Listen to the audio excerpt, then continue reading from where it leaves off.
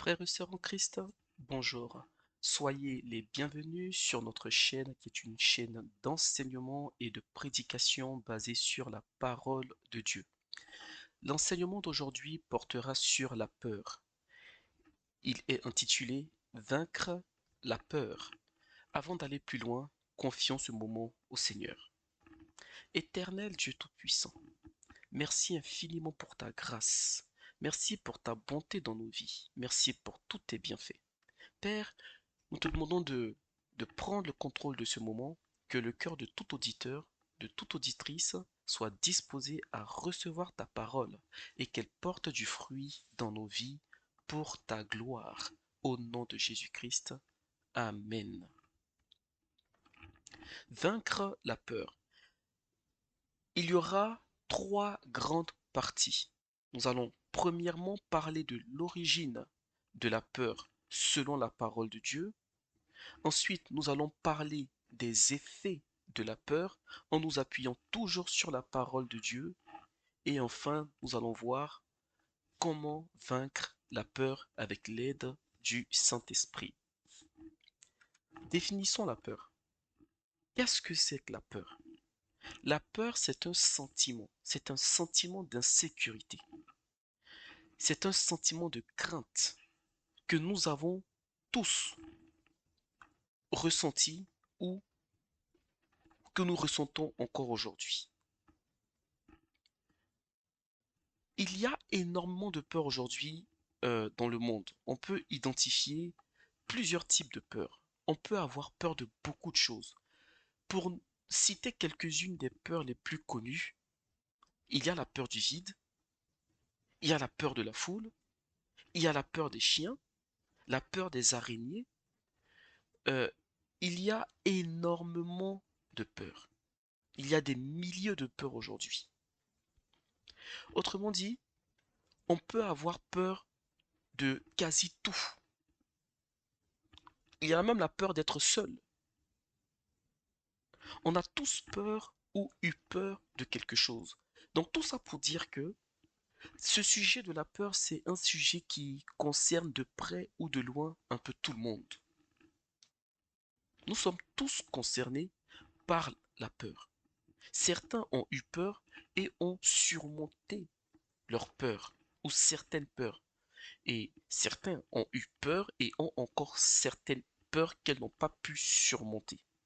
L'objectif de cet enseignement, c'est de voir, de comprendre comment la peur fonctionne et comment la parole de Dieu nous présente la peur, comment nous, en tant que chrétiens,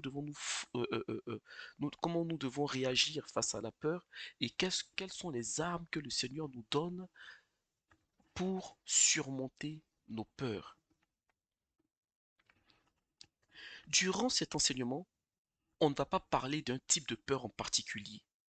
On ne va pas parler de la peur du vide, on ne va pas parler de la peur des araignées ou de la peur des chiens, mais on va parler de la peur avec un grand P, de la peur de façon générale, la peur selon la parole de Dieu, la peur dans son ensemble. Et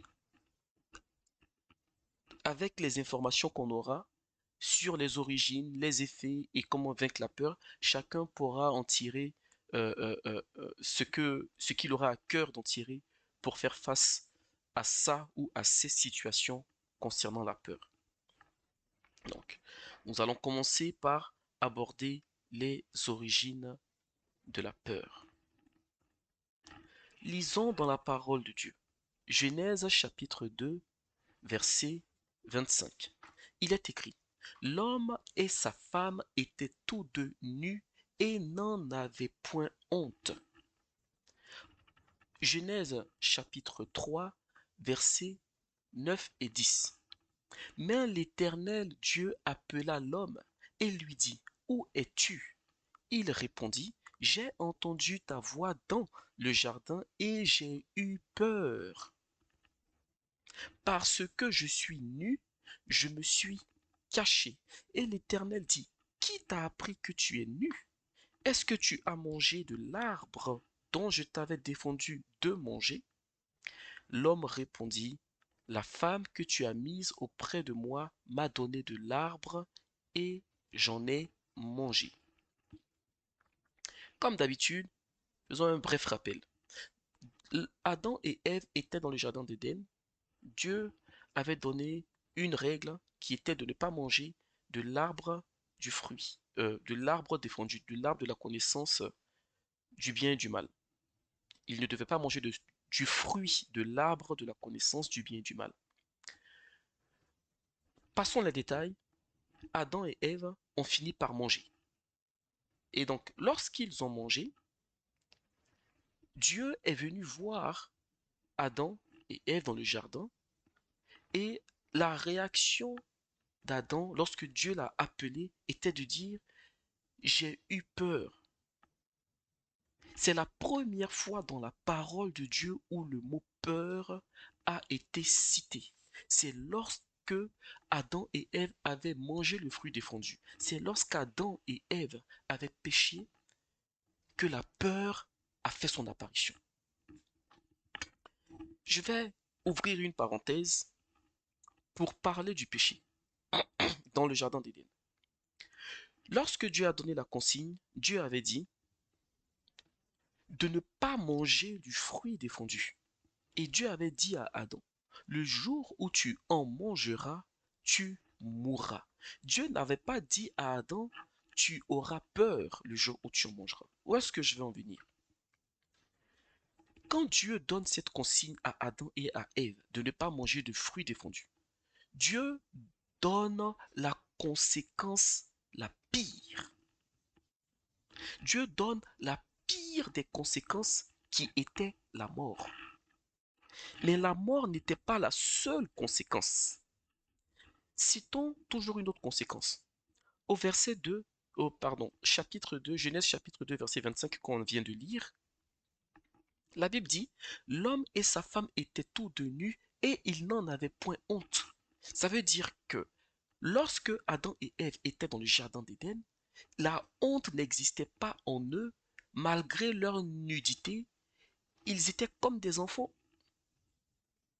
Ils étaient innocents. Ils n'avaient pas cette connaissance du fait que, en fait, il n'y avait pas cette honte de la nudité dans la vie, dans la situation avant le péché. Donc lorsqu'ils ont péché, c'est là, pour la première fois, que le sentiment de honte dû à leur nudité a fait surface dans leur cœur et dans leurs pensées. Mais Dieu n'avait pas dit au préalable que le jour où vous mangerez du fruit défendu, vous aurez honte de votre nudité. Dieu n'avait pas dit ça. Donc Dieu avait uniquement parlé de la mort, mais ce n'était pas la seule conséquence. Il y a eu la honte, il y a eu la violence dans le monde, il y a eu tout type de péché, tous les différents types de péchés qu'on connaît aujourd'hui, tout ça part du jardin d'Éden. Et parmi tous ces mots, la peur aussi s'est intégrée, s'est impliquée. La peur a fait surface dans la vie de l'homme. La peur est arrivée dans la vie de l'homme suite au péché. Lisons encore un passage pour qui vient appuyer cela. Genèse chapitre 2, verset 19. La parole de Dieu nous dit ceci. Et l'Éternel Dieu forma de la terre tous les animaux des champs et tous les oiseaux du ciel, et les fit venir vers l'homme pour voir comment il les appellerait, et afin que tout être vivant portât le nom que lui donnerait l'homme. Alors, ce passage nous montre que lorsqu'Adam était dans le jardin d'Éden, Adam a eu à donner un nom aux animaux. Mais la Bible nous dit ici que Dieu les a formés et Dieu les a fait venir. Donc ça veut dire qu'à un moment donné, il y a le tigre qui est venu en face d'Adam. Adam n'a pas eu peur. Adam les a nommés. Adam avait cette autorité. Il y a le lion qui est venu en face d'Adam. Tous les animaux féroces. Alors si on s'appuie sur la parole de Dieu, uniquement sur la parole de Dieu, tous les animaux féroces se sont présentés devant Adam. Adam n'a pas eu peur. Adam les a nommés. Mais aujourd'hui, naturellement, si on voit un lion dans la jungle, on aura peur.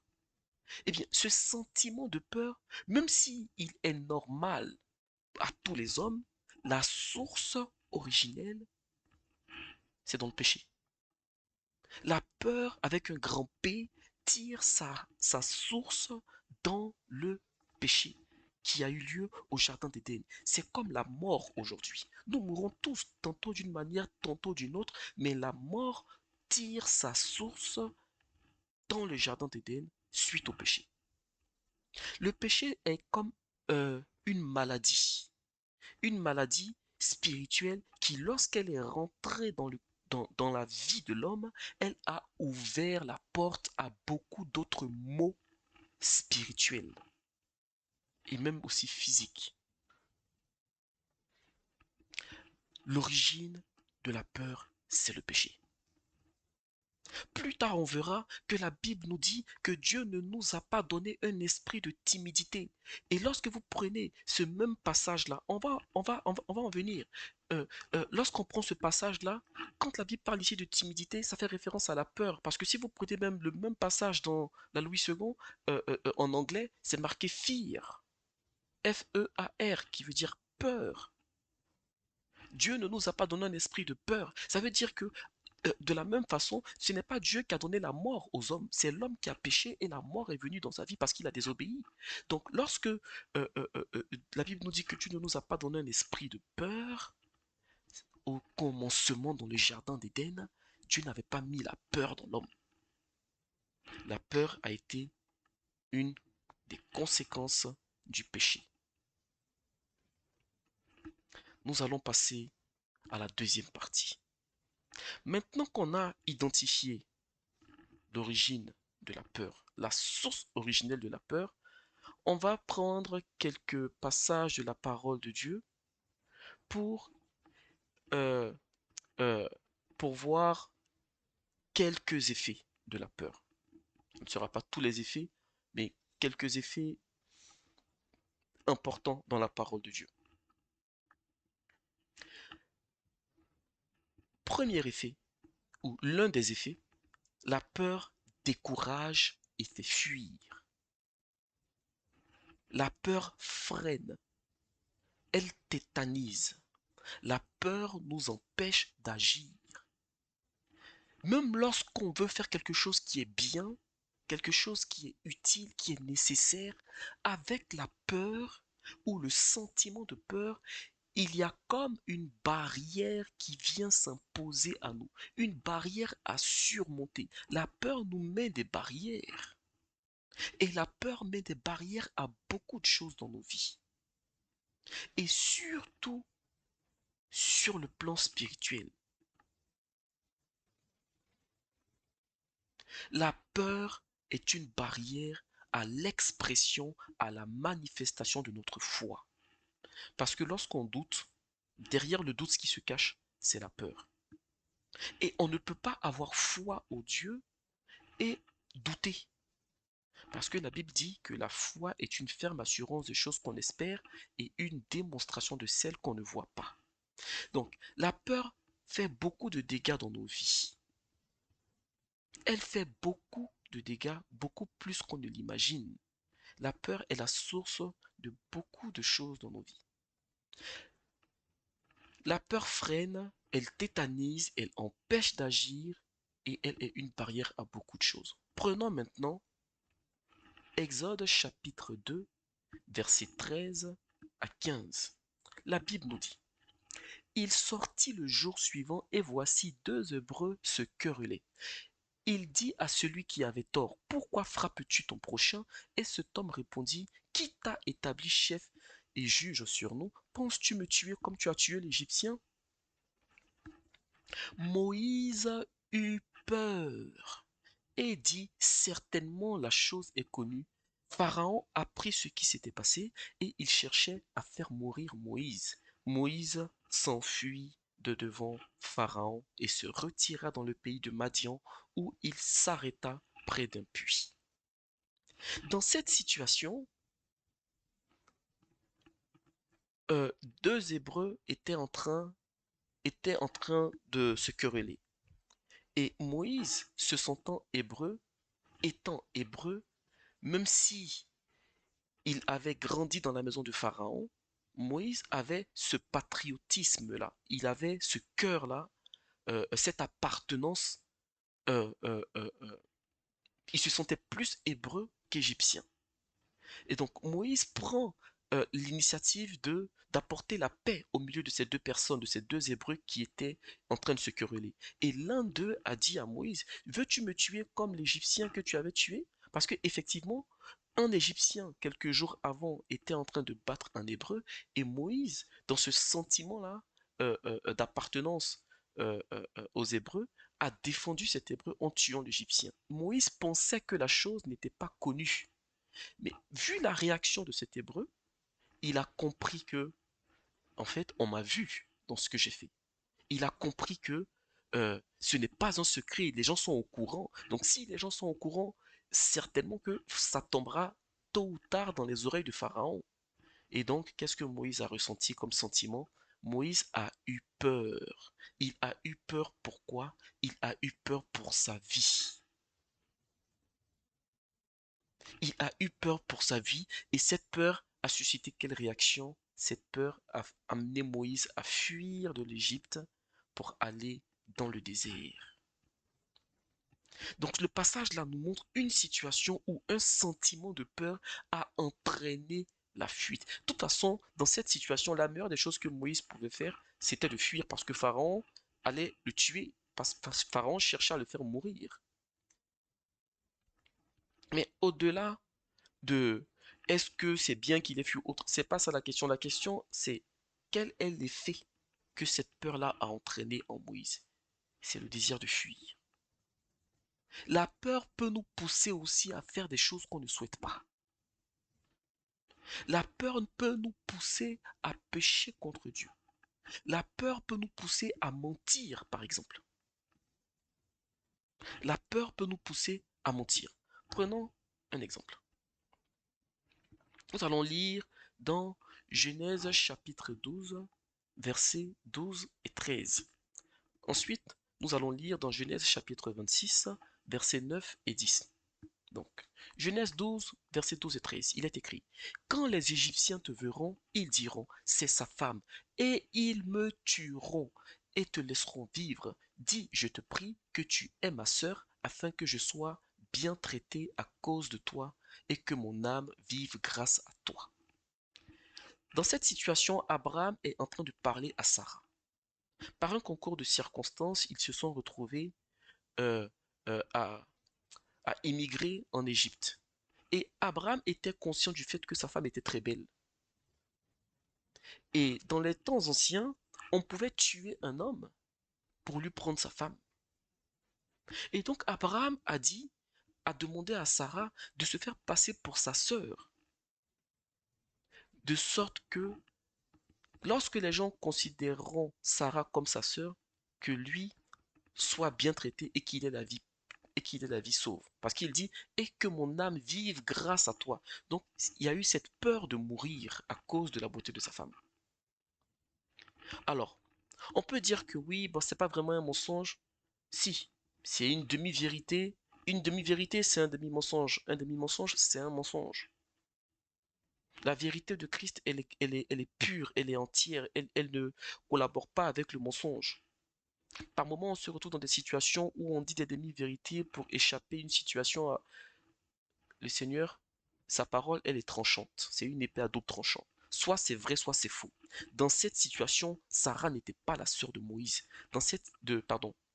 D'Abraham. Dans cette situation, Sarah était plus sa femme que sa sœur. Alors oui, Abraham et Sarah avaient le même père, mais ils avaient des mères différentes. Donc, Sarah était la demi-sœur d'Abraham. Mais lorsqu'ils se sont mariés, elle était plus sa femme que sa sœur. J'avais déjà donné cet exemple dans un enseignement où je disais, si vous rencontrez, par exemple, prenons un exemple où un homme rencontre une femme au travail, au boulot, c'est sa collègue. Quand ils se rencontrent au travail, ils sont collègues. Le jour où ils se marient, elle est, même s'ils travaillent ensemble, au travail c'est sa collègue, mais en dehors du cadre professionnel, c'est sa femme. Donc elle est plus sa femme que sa collègue. Eh bien, dans cette situation, Sarah est plus la femme d'Abraham que sa sœur. Donc le fait d'avancer cet aspect fraternel, c'est par peur. Une situation similaire se reproduit dans Genèse chapitre 26, versets 9 et 10. Il est écrit, Abimelech fit appeler Isaac et dit, certainement c'est ta femme. Comment as-tu pu dire c'est ma sœur? Isaac lui répondit, j'ai parlé ainsi de peur de mourir à cause d'elle.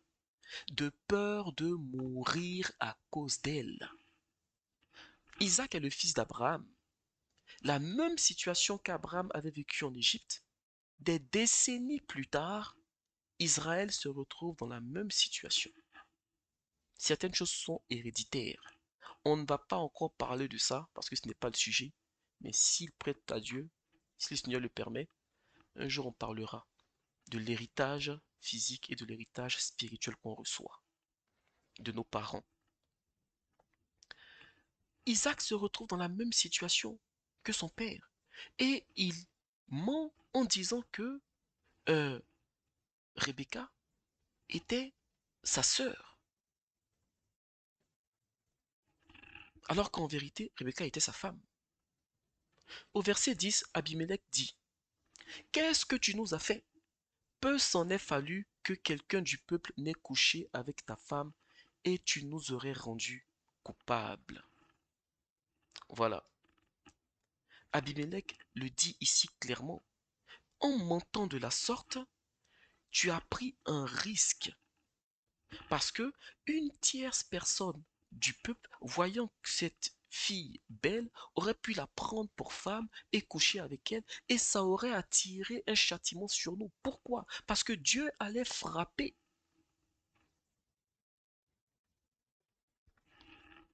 La peur nous pousse à faire souvent des choses qu'on ne souhaite pas faire. Là, on a parlé du mensonge, mais la peur peut nous pousser à faire des choses pires que le mensonge. La peur, l'un des effets qu'elle a, c'est que elle se répand. La peur se transmet. La peur peut se partager volontairement ou involontairement. La peur se transmet. Nous allons voir le passage suivant, où on voit que euh, une situation, on verra une situation dans laquelle des personnes n'avaient pas spécialement peur au début, mais par un concours de circonstances, cette peur-là euh, aurait pu se transmettre. Voyons. Deutéronome chapitre 20, verset 8. Dans Deutéronome, c'est Moïse qui écrit et qu'il dit, les officiers continueront à parler au peuple et diront, qui est-ce qui a peur et manque de courage? Qu'il s'en aille et retourne chez lui afin que ses frères ne se découragent pas comme lui. Vous voyez? Les officiers continueront à parler au peuple et diront que celui qui a peur et manque de courage, qu'il s'en aille et retourne chez lui. Là, le peuple d'Israël se préparait à une bataille, à une guerre. Et Moïse dit aux officiers, aux responsables, dites au peuple, dites à ceux qui viennent combattre avec vous, si vous avez peur et si vous manquez de courage, retournez chez vous. Parce que sur le champ de bataille, votre peur peut entraîner le découragement des autres qui, eux, initialement, n'avaient pas peur. La peur peut se transmettre. C'est pourquoi, frères et sœurs, si vous avez un projet dans votre vie et que le Seigneur vous envoie faire une action, très souvent le Saint-Esprit va vous dire, gardez le silence.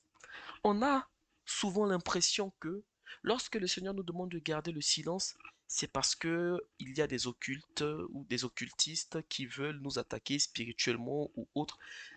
Ce n'est pas toujours le cas. Il y a des situations où le Seigneur nous demande de garder le silence parce que si toi à qui le Seigneur a dit de garder le silence, si tu parles à une personne, cette personne peut te partager sa peur. Cette personne peut te partager sa peur. Par exemple, le Seigneur va te dire, va dans tel endroit, parce que j'ai une œuvre à faire. Prenons l'exemple, prenons une histoire vraie. Euh, David Wilkerson était un homme de Dieu qui a servi le Seigneur toute sa vie et quelqu'un qui a été utilisé par le Saint-Esprit pour toucher le cœur de Nicky Cruz, ou Nicky Cruz, c'est comme vous voulez. Et David Wilkerson, si vous n'avez jamais vu ce film, frères et sœurs, je vous encourage à voir la croix et le poignard. Je crois que c'est ça le film. David Wilkerson s'est retrouvé dans le ghetto. Ce n'était pas son milieu de vie initialement. Je crois qu'il venait de Pennsylvanie. Euh, il s'est retrouvé dans le ghetto en train d'évangéliser Nicky Cruz. Alors imaginons que David Wilkerson se lève et il va dire à un frère qui a peur ou qui a été un jour agressé dans le ghetto. Et il dit au frère, tu sais, le Seigneur m'a parlé en me disant d'aller évangéliser Nicky Cruz. Celui qui est en train d'écouter, s'il a peur, il peut lui répondre, mais tu sais que là-bas on peut te tuer, tu sais que là-bas tu peux perdre la vie, c'est dangereux, hein. Moi j'ai été agressé là-bas. Et la Bible dit que la foi vient de ce qu'on entend. Et ce qu'on entend vient de la parole de Dieu. Lorsque Dieu te demande de garder le silence et que tu ne gardes pas le silence, la personne à qui tu parles peut avoir des paroles, même si l'intention n'est pas mauvaise. Elle peut avoir des paroles qui vont casser ton courage, qui vont casser ta détermination, qui vont te freiner, te tétaniser et faire susciter en toi un esprit de peur à un tel point que tu vas te poser des questions, 50 000 questions que tu ne te posais même pas au début. Ah oui, mais comment je vais faire? Et si je vais là-bas, comment ça va être? Et puis, ces inquiétudes sur inquiétudes sur inquiétudes sur inquiétudes. Et après, qu'est-ce qu'on fait? On ne fait pas. Il y a une scène qui m'a beaucoup touché dans ce film, lorsque David Wilkerson parlait du Seigneur Jésus-Christ à Nicky Cruz, qui était encore dans le ghetto. Il y a une scène où Nicky Cruz avait menacé David Wilkerson. Et David Wilkerson lui a dit, même si tu prends un couteau pour me couper chaque partie de mon corps en morceaux, eh bien, Nicky Cruz, chaque partie de mon corps te dira, Jésus t'aime. Et ça, il faut du courage. Parce que David Wilkerson, il avait sa vie, il avait ses projets, il avait ses plans.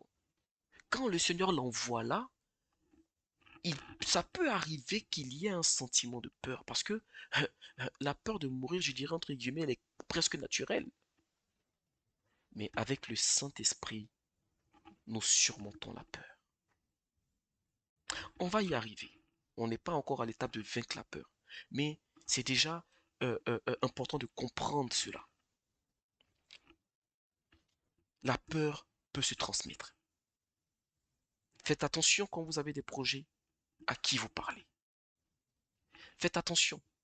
Même si ce sont des gens qui vous veulent du bien, si le Seigneur vous demande d'aller parler à ces personnes, allez-y. Mais s'il vous demande de garder le silence, gardez le silence.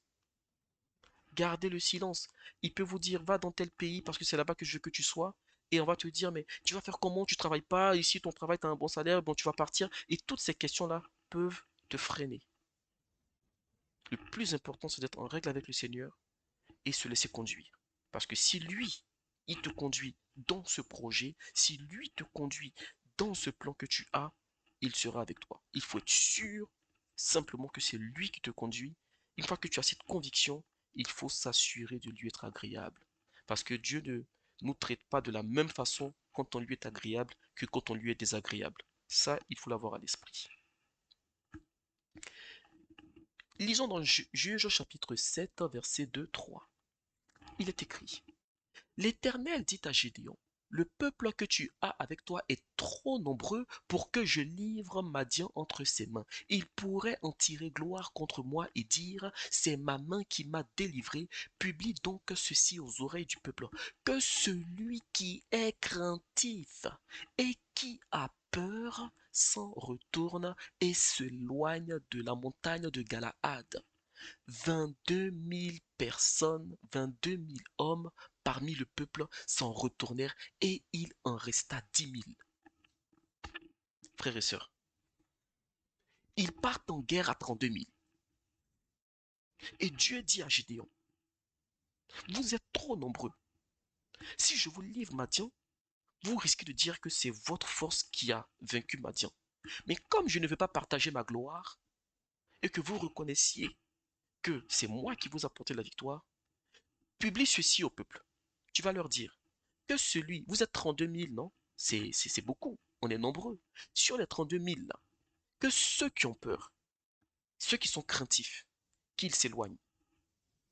Imaginez, frères et sœurs, vous êtes 32 000, vous êtes parmi les 32 000, vous êtes en groupe, et quand Gédéon publie quand Gédéon dit cela, vous voyez une personne qui part, et une deuxième, et une troisième, et là ça fait 100 personnes, ça fait 1000 personnes, 10 000 personnes, 20 000 personnes, 22 000 personnes partent.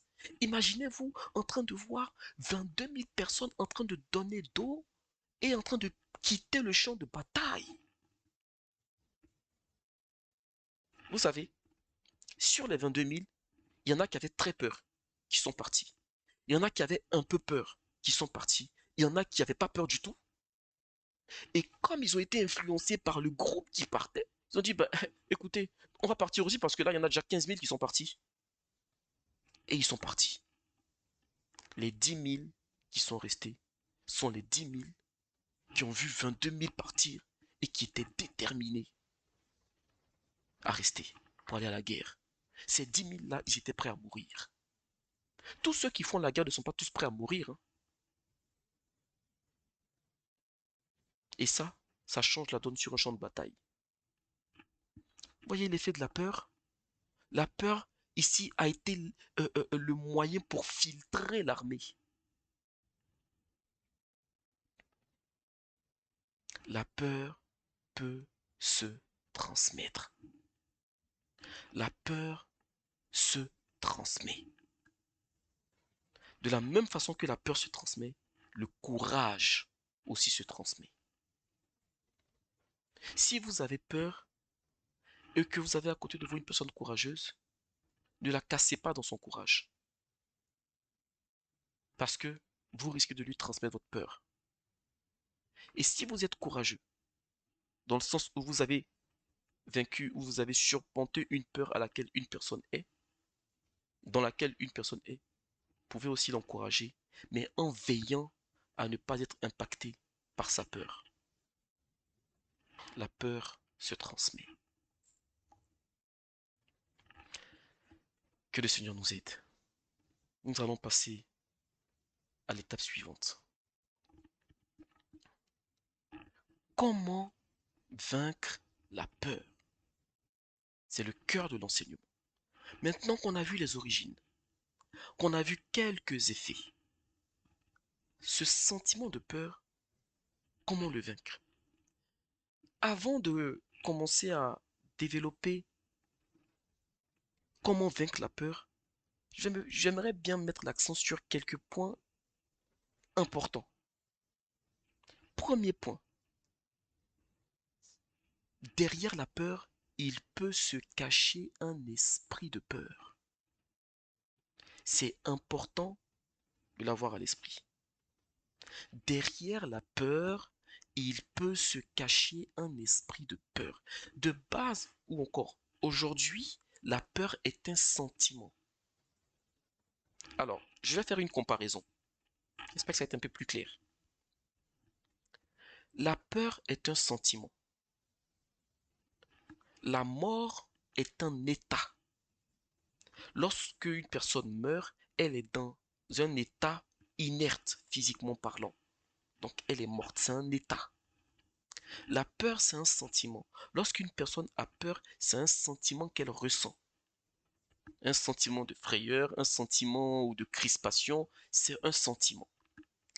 Ensuite, la mort, même si c'est un état, dans le monde spirituel, il y a ce qu'on appelle l'esprit de mort.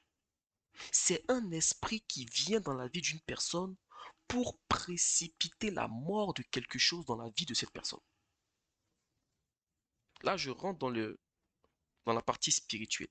On n'est pas dans un enseignement sur la démonologie, mais j'aimerais mettre quelque chose en avant en concernant la peur. De même que la mort est un état et que derrière la mort, il peut se cacher un esprit de mort, et bien de même que la peur est un sentiment. Mais derrière la peur, il peut, pas toujours, il peut se cacher un esprit de peur qui, lorsqu'il habite un corps, il vient accentuer la peur d'une personne et rendre la personne maladive. Faire en sorte que la personne passe d'une peur à une peur maladive.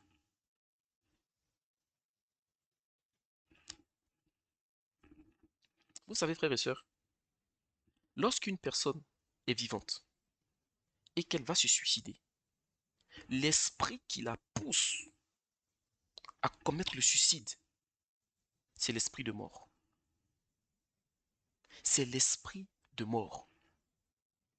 Et donc, quand elle va, par exemple, se pendre ou aller sur un bâtiment et sauter dans le vide, les pensées qu'elle reçoit, monte, saute, fais-toi du mal, c'est l'esprit de mort, ou dans d'autres cas, on parle d'esprit de nécromancie, parce qu'il y a différents types, on ne va pas rentrer dans trop de détails, mais l'esprit qui est derrière, pour faire simple, on l'identifie comme étant l'esprit de mort.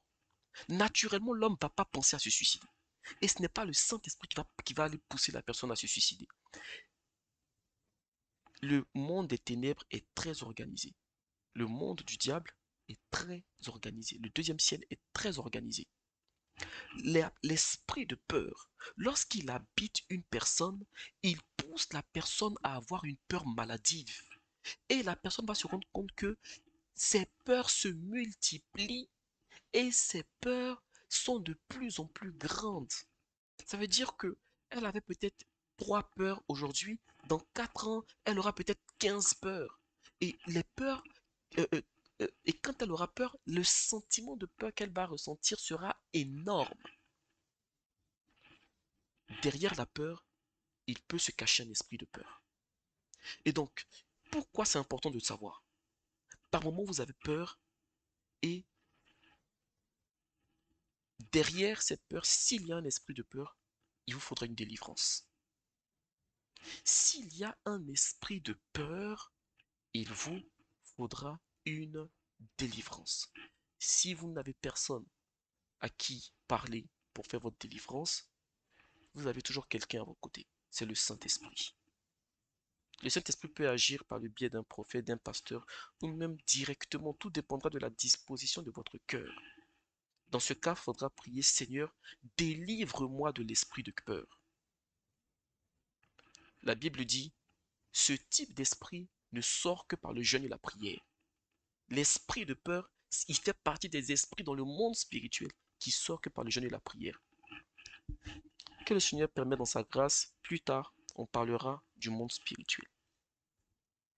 L'esprit de peur fait partie des esprits qui sortent que par le jeûne et la prière. Là, quand même, comme on parle de la peur, je vais vous partager quelque chose, un enseignement, un mystère par la grâce de Dieu. L'esprit de peur, quand il agit directement sur le physique. Il y a un mystère dans le jeûne et la prière. Même si c'est un esprit qui est un esprit de haut rang, spirituellement parlant, Le jeûne et la prière, la Bible dit, lorsque l'homme extérieur se détruit, l'homme intérieur se renouvelle de jour en jour. Donc, lorsque l'esprit de peur vient, il vient agir sur le corps, il vient agir dans les pensées.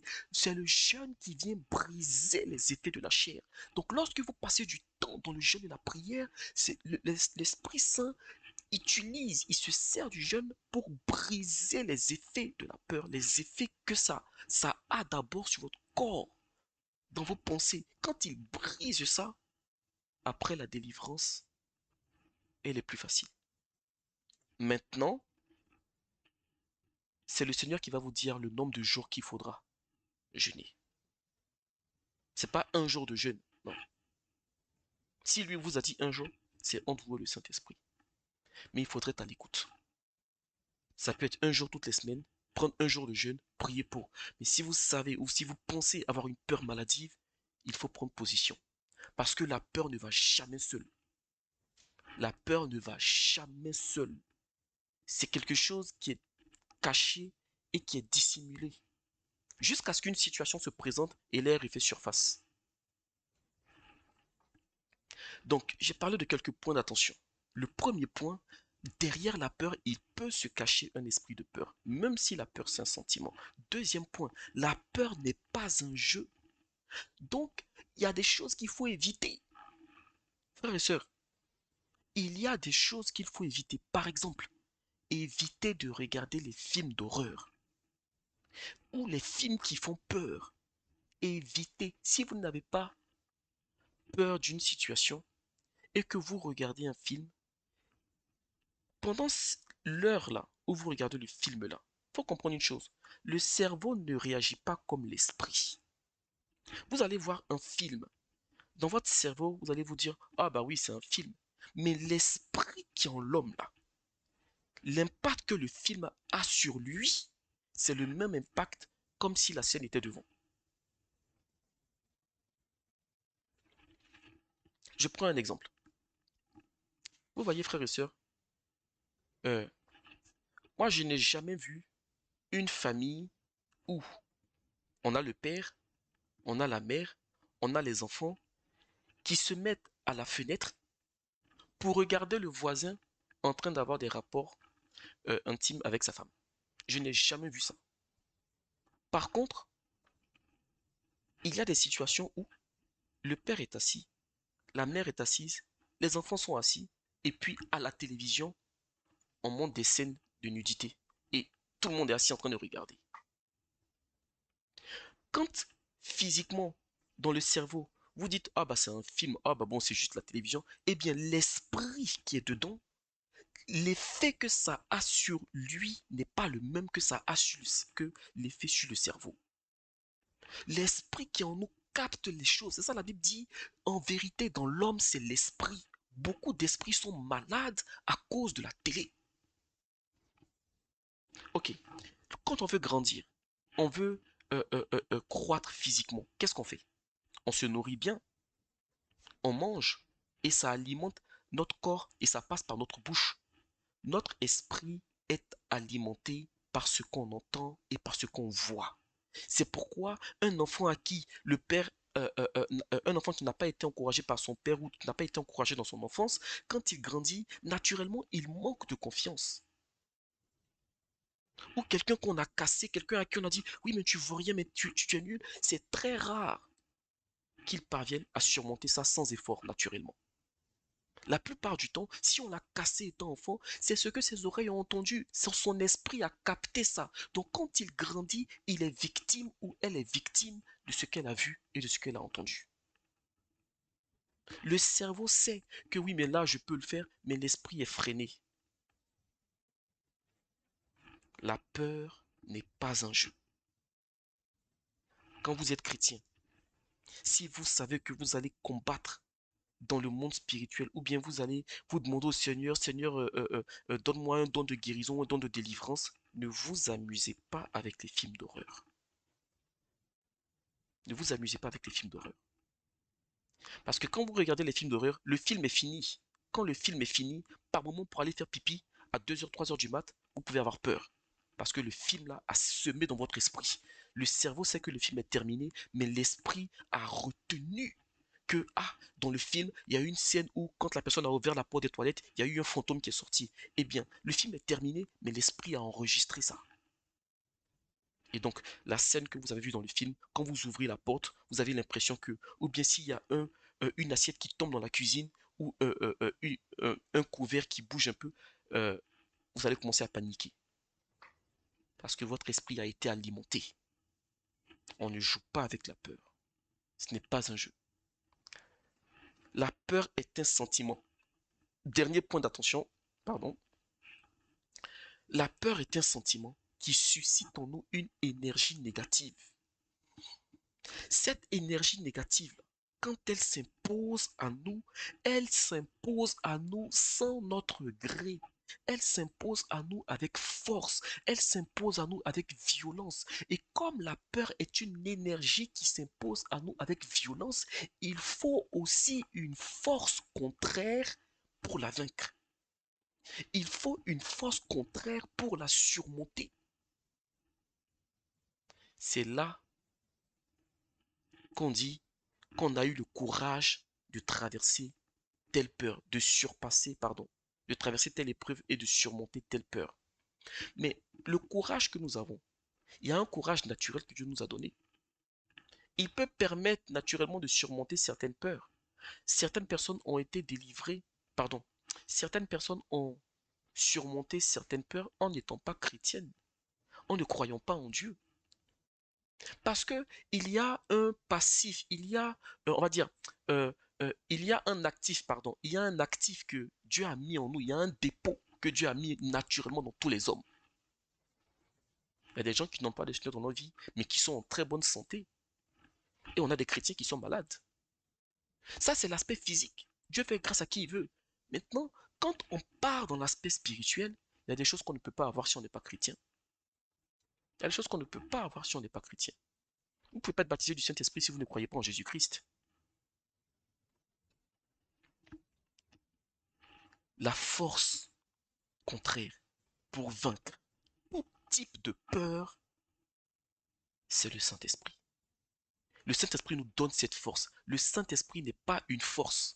Le Saint-Esprit a une puissance illimitée, mais le Saint-Esprit est une personne. La Bible nous dit, n'attristez pas le Saint-Esprit. On n'attriste pas une force. On attriste une personne. Donc, les 3 points, derrière la peur, je reprends, derrière la peur, il peut se cacher un esprit de peur qui suscite en nous ou qui peut susciter en la personne concernée une peur maladive. Deuxième point d'attention, la peur n'est pas un jeu. Il faut éviter de regarder les films d'horreur. Il faut éviter ça. Ou d'autres films qui font peur. Troisième point d'attention, la peur est un sentiment qui suscite en nous une énergie négative. Et cette énergie-là, elle s'impose à nous et elle s'impose à notre être avec violence. Donc, pour vaincre cette peur, pour vaincre cette énergie, il faut une autre force contraire pour la surmonter. Et la force, la personne qui nous procure la force pour surmonter toutes nos peurs, c'est le Saint-Esprit. Il faut garder ça à l'esprit. Maintenant, comment vaincre la peur? Parce que c'est ça le point central. Lisons sans plus tarder dans Deutéronome chapitre 1, verset 29. Dans cette partie, il y aura 2 sous-parties sur comment vaincre la peur. La première sous-partie, c'est dans un premier temps, il faut avoir conscience de sa peur ou de ses peurs et vouloir les surmonter. Si vous n'avez pas conscience de vos peurs, ce n'est pas la peine. Et si vous ne voulez pas les surmonter, ce n'est pas la peine non plus.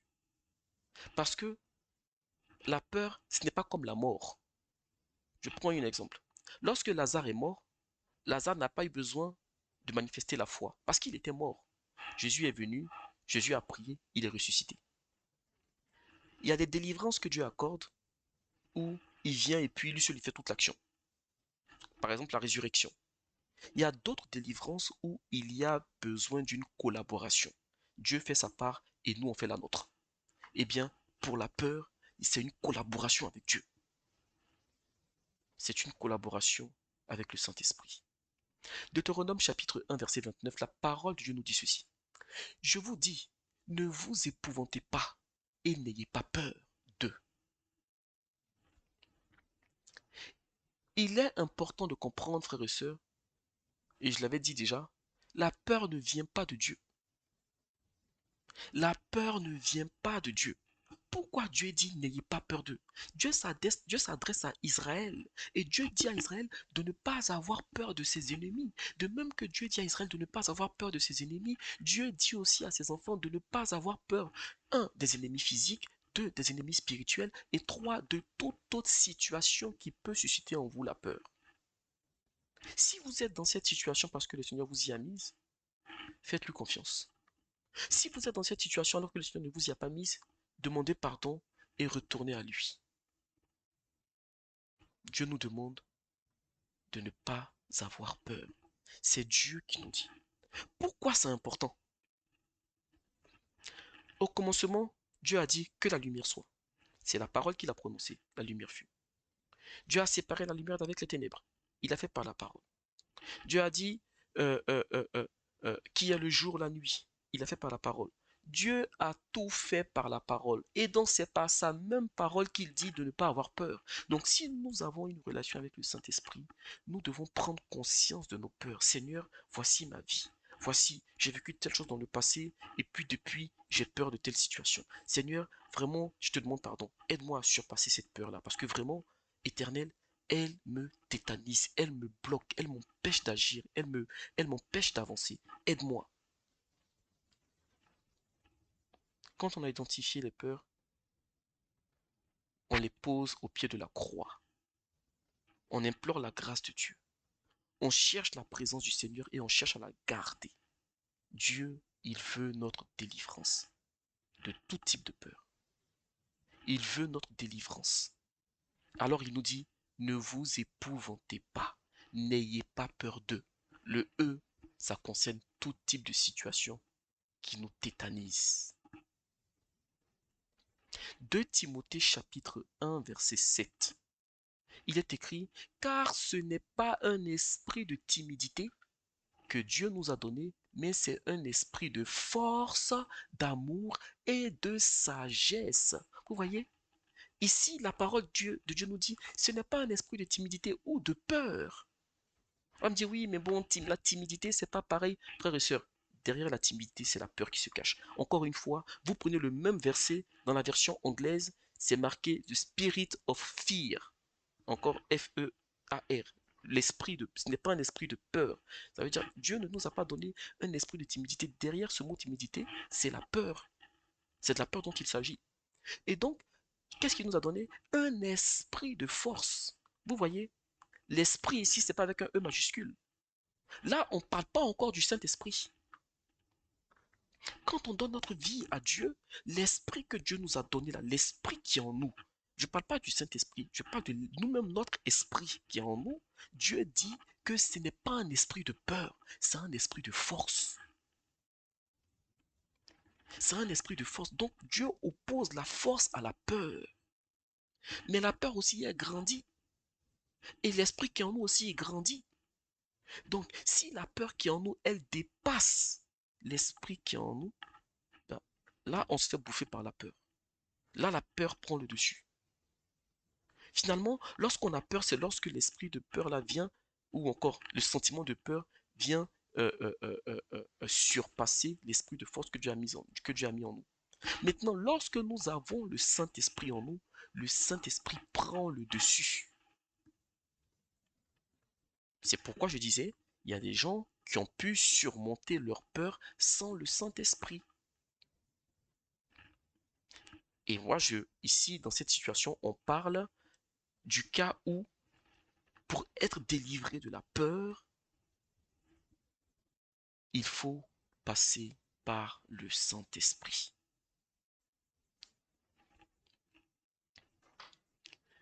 Dieu ne nous a pas donné un esprit de peur, mais il nous a donné un esprit de force pour surmonter nos peurs au nom de Jésus-Christ.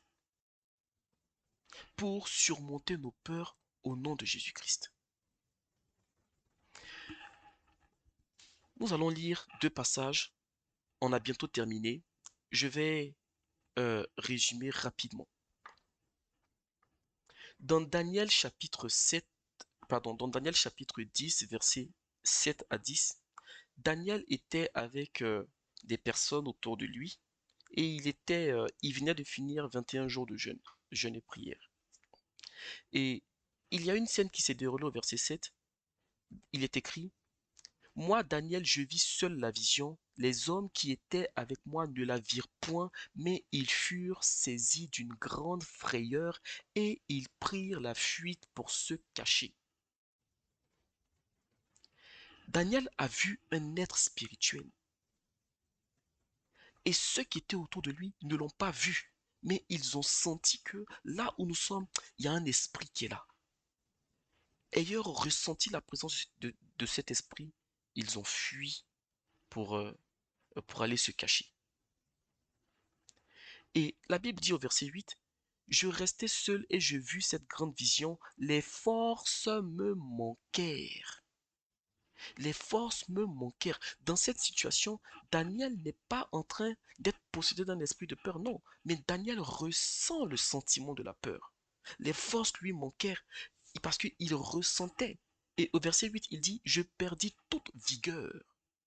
La peur vient siphonner notre force.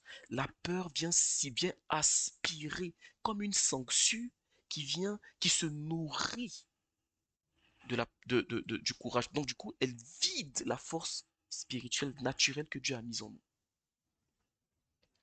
Alors, l'ange de Dieu qui était en face de lui, regardez ce qu'il dit à Daniel.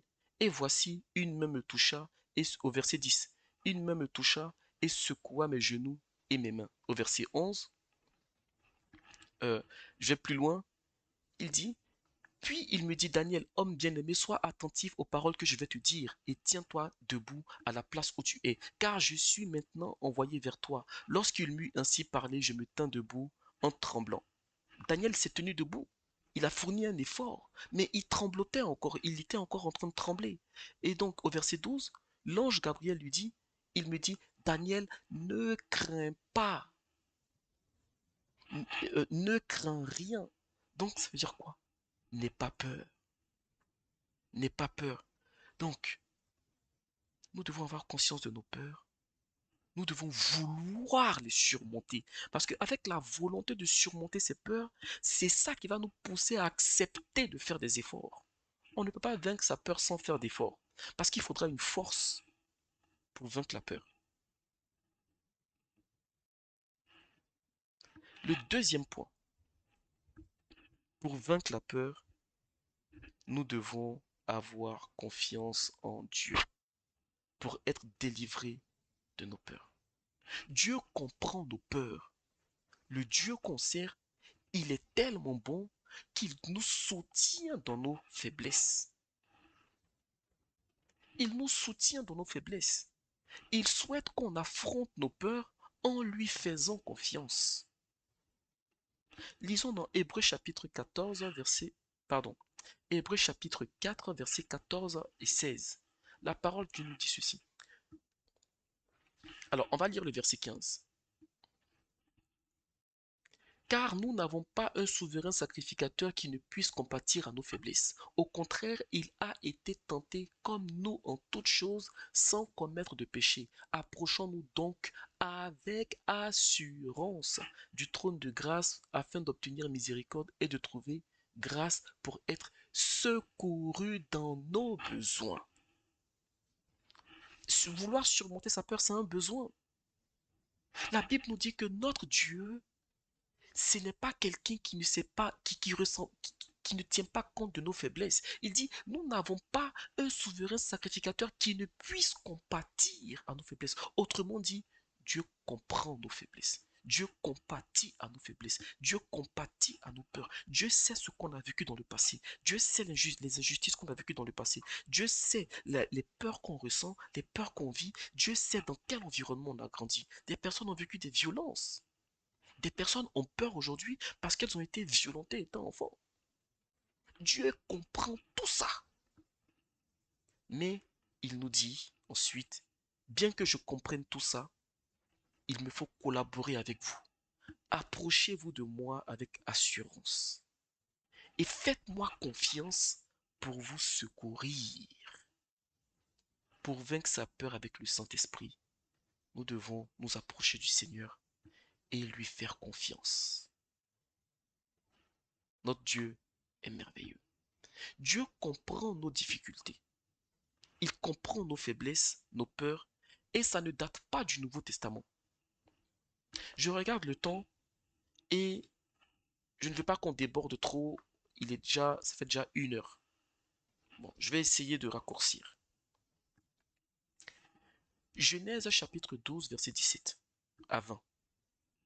Il est écrit au verset 17, mais l'Éternel frappa de grandes plaies Pharaon et sa maison au sujet de Sarai, femme d'Abraham. Dans cette situation, c'est ce qu'on avait vu au début où Abraham avait menti. Je n'avais volontairement pas terminé les autres passages pour qu'on revienne là-dessus dans cette étape de comment vaincre la peur. Abraham était le père de la foi. Il est le père de la foi. Abraham a abandonné la maison de son père. Il a laissé la maison de son père, tout ce qu'il avait, pour aller dans la terre promise avec Dieu. Abraham il était arrivé dans une situation où il marchait régulièrement avec le Seigneur. Il marchait en étroite collaboration avec le Seigneur. Abraham est arrivé dans une situation où il a eu peur, il a menti en disant que Sarah était sa femme, pardon, que Sarah était sa sœur. Et donc le pharaon qui était là au temps d'Abraham, qu'est-ce qu'il a fait? Il a pris Sarai pour femme, mais il n'a pas couché avec Sarai. Quand il a pris Sarai pour femme, le Seigneur l'a frappé de grandes plaies et toute la maison de Pharaon à cause de la femme d'Abraham. Et comme les Égyptiens avant, c'était de grands occultistes, la preuve, ils avaient pu aussi, c'est pas le même temps, là je parle maintenant du temps de Moïse, on se souvient qu'au temps de Moïse, au début, les magiciens de Pharaon avaient pu imiter euh, euh, on va dire, quand Moïse a transformé son bâton en serpent, eux aussi, ils ont mis leurs bâtons qui sont devenus des serpents. Donc c'est des gens qui étaient avancés dans l'occultisme. Donc là, dans cette situation, au temps d'Abraham, Pharaon a su que les plaies dont il était victime, lui et sa maison, dont ils étaient victimes, c'était dû au fait qu'il avait pris Sarai pour femme, alors qu'en vérité, elle n'était pas la sœur d'Abraham. Et donc Pharaon a appelé Abraham et il lui a dit, bon vas-y tiens, je te laisse ta femme, et puis tout ce que vous avez, prenez et allez-y, allez-vous-en. Vous voyez? Qu'est-ce que Dieu a fait ici? Dieu a vu qu'Abraham avait menti par peur de mourir. Dieu est intervenu pour frapper Pharaon, pour ne pas qu'il fasse des choses, qu'il aille trop loin avec Sarai. La même scène s'est passée lorsqu'Abraham s'est retrouvé auprès de Abimelech. Genèse chapitre 20, versets 2 à 7. Abraham, c'est par peur qu'il avait menti à Pharaon et c'est par peur aussi qu'il a menti à Abimelech. On voit ici au verset 2 de Genèse chapitre 20, il est écrit, Abraham disait de Sarah, sa femme, c'est ma sœur. Abimelech, roi de Guérar, fit enlever Sarah. Vous voyez, parce que Sarah était belle. Au verset 3, alors Dieu apparut en songe à Abimelech pendant la nuit et lui dit, voici, tu vas mourir à cause de la femme que tu as enlevée, car elle a un mari. Verset 4, Abimelech qui ne s'était point approché d'elle, vous voyez la fidélité de Dieu, il l'a prise pour femme parce qu'elle était belle. Qu'est-ce qu'il voulait faire? Mais quand il l'a prise pour femme, avant qu'il fasse ce qu'il voulait faire, il a dormi, non? Le soir où il a dormi, Dieu lui montre un songe. Et puis Dieu lui dit, tu vas mourir. Et Abimelech, au verset 4, Abimelech dit, euh, Seigneur, ferais-tu périr même une nation juste? Au verset 5, ne m'a-t-il pas dit, c'est ma sœur, elle et elle-même N'a-t-elle pas dit, c'est mon frère, j'ai agi avec un cœur pur et avec des mains innocentes. Donc Abimelech se justifie. Il dit à Dieu, c'est pas ma faute. Lui, il m'a dit que c'est sa soeur, moi je ne savais pas. J'ai pris sa femme, il m'a dit que c'est sa soeur. Et elle aussi, elle m'a dit que c'est son frère. Donc, je suis innocent.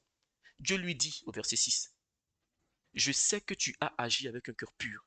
Aussi, je t'ai empêché de pécher contre moi. C'est pourquoi je n'ai pas permis que tu la touchasses. Donc c'est Dieu qui n'a pas permis même que la nuit là, Abimelech couche avec Sarah. Vous voyez la main de Dieu, la puissance de Dieu. Et au verset 7, la Bible dit, maintenant rends la femme de cet homme, car il est prophète. Il priera pour toi, tu vivras. Mais si tu ne la rends pas, sache que tu mourras. Tout ce, toi et tout ce qui t'appartient. Voilà comment Dieu prend la défense de ses enfants. Frères et sœurs, là, il s'agit d'Abimelech. Il y a des moments, Dieu menace les puissances des ténèbres à cause de ses enfants. Dieu menace les démons. Dieu menace les princes, les principautés, les dominations, les esprits méchants dans les airs dont la Bible parle. Dieu les menace par amour pour ses enfants. Regardez, Dieu a fait ça à Abraham. Pourquoi Dieu n'a pas empêché que les enfants de David couchassent Absalom? Pourquoi Dieu n'a pas empêché que Absalom couchasse avec les concubines de David? Parce que David avait péché. Si Dieu a empêché Abimelech ici de coucher avec Sarah, Dieu aurait pu empêcher aussi Absalom de coucher avec les concubines de David devant tout Israël. David avait péché en couchant avec Bathsheba et en tuant Uri. C'était un jugement. C'est pourquoi je dis, quand on souhaite que le Seigneur nous fasse des délivrances, frères et sœurs, nous devons nous assurer d'être en paix avec lui.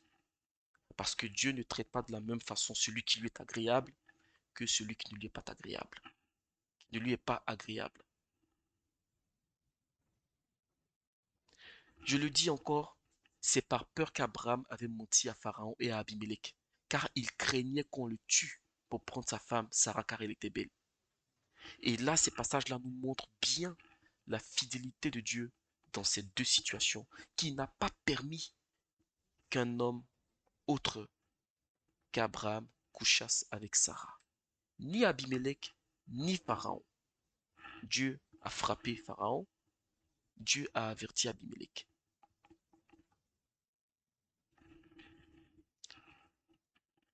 Le Seigneur est notre délivrance.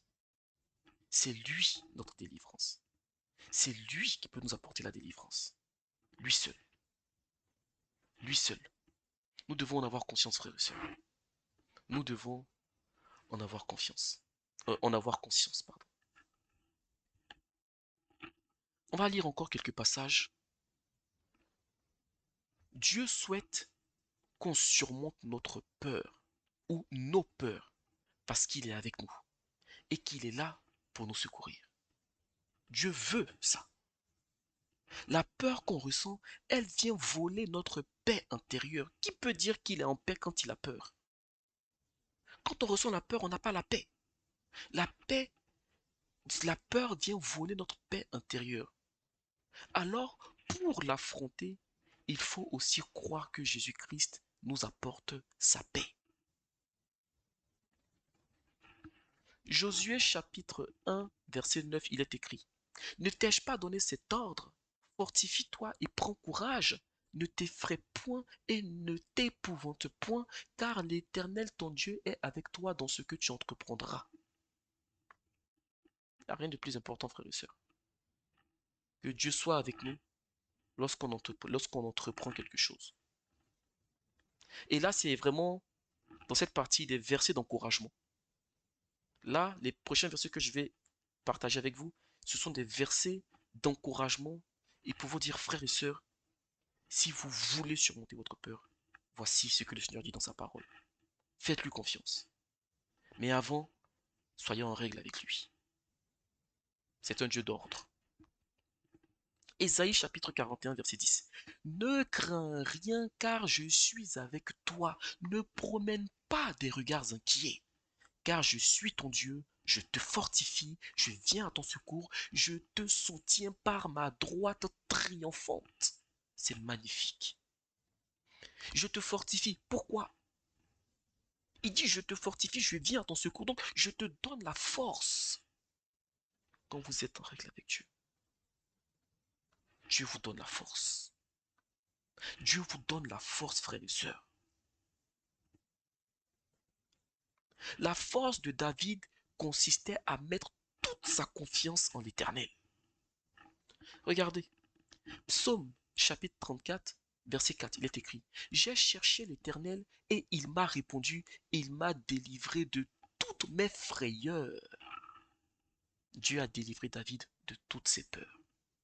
Il a fait, il ne change pas.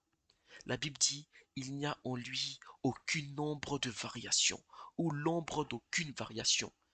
Dieu ne change pas. David témoigne que l'Éternel l'a délivré de toutes ses frayeurs. Il n'a pas changé. Psaume chapitre 23, verset 4. David décrit encore, quand je marche dans la vallée de l'ombre de la mort, je ne crains aucun mal, car tu es avec moi.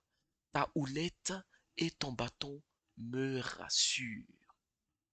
La confiance en l'Éternel. Je préfère, par la grâce de Dieu, surmonter mes peurs avec l'aide de l'Éternel qu'en m'appuyant sur mes forces. Parce que même si nos forces nous aident à surmonter quelques peurs, rien ne nous dit qu'elles nous aideront à surmonter toutes nos peurs. Mais le Saint-Esprit, l'Éternel, lui, il nous aide à surmonter toutes nos peurs. 1 Chronique chapitre 28 verset 20. David dit à Salomon, son fils, fortifie-toi, prends courage et agis. Ne crains point et ne t'effraie point. Pourquoi? Car l'Éternel Dieu, mon Dieu, sera avec toi. Il ne te délaissera point, il ne t'abandonnera point, jusqu'à ce que tout l'ouvrage pour le service de la maison de l'Éternel soit achevé. Nous avons un Dieu qui est fidèle. N'ayons pas peur et n'ayez pas peur. Faisons-lui confiance. Nous avons besoin de lui être agréable. Je le dis, je le redis et j'insiste. Nous avons besoin de lui être agréable pour pouvoir compter sur lui. Parce que lorsqu'on vit dans le péché, qu'on attend qu'il intervienne, il peut intervenir ponctuellement. Mais après, quand on est déçu qu'il n'a pas intervenu, on se dit, mais Seigneur, pourquoi? Oui, mais quelle est notre vie? Quel est notre cœur? Quel est notre état d'esprit? Est-ce qu'on est obéissant quand il nous dit oui? Est-ce qu'on est obéissant quand il nous dit non? Est-ce qu'on est obéissant quand il nous dit pardonne? Est-ce qu'on est obéissant quand le Seigneur veut nous transformer? Il n'est pas à notre disposition. C'est nous qui le servons et non l'inverse. Même si aujourd'hui il fait beaucoup plus pour nous que nous faisons pour lui. Il peut certes nous accorder de grâce et des faveurs ponctuelles, mais pour être dans la régularité, il faut lui plaire. Donc, vivre une vie de sanctification. Lisons ces quelques passages qui suivent.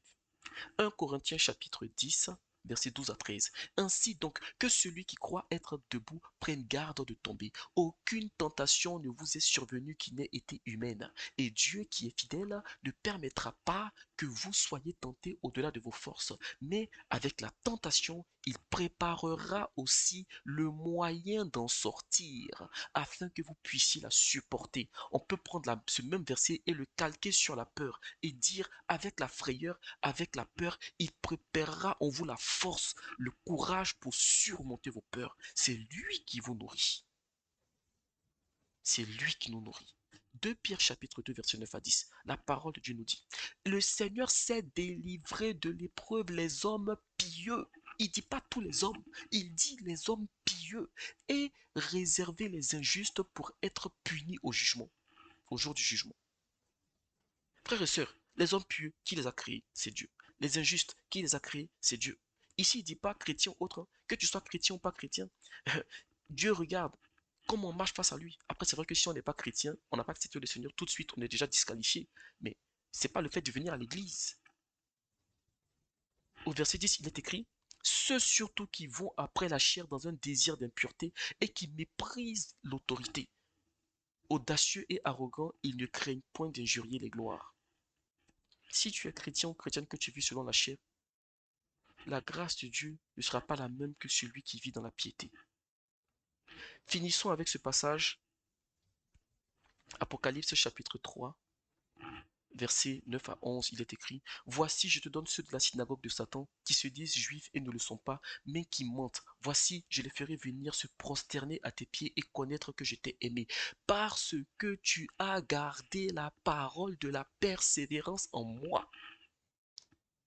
Parce que tu as gardé la parole de la persévérance en moi, je te garderai aussi à l'heure de la tentation qui va venir sur le monde entier pour éprouver les habitants de la terre. Je viens bientôt, retiens ce que tu as afin que personne ne prenne ta couronne. Dieu nous montre ici que lui-même il est reconnaissant. Lorsqu'on l'obéit dans une situation, la situation qui vient après, il nous montre sa fidélité. C'est ce qu'il a fait avec Abraham. Abraham a obéi à Dieu. Quand Abraham a été défaillant, Dieu a envoyé sa main pour frapper Pharaon de plaie. Dieu a envoyé un songe à Abimelech pour ne pas que Abimelech couche avec Sarah. Parce que Dieu est fidèle. Dieu voit que Abraham a été obéissant dans une situation. Eh bien, Dieu montre aussi sa fidélité. C'est ce qu'il a fait aussi avec Isaac pour ne pas que quelqu'un prenne Rebecca pour femme.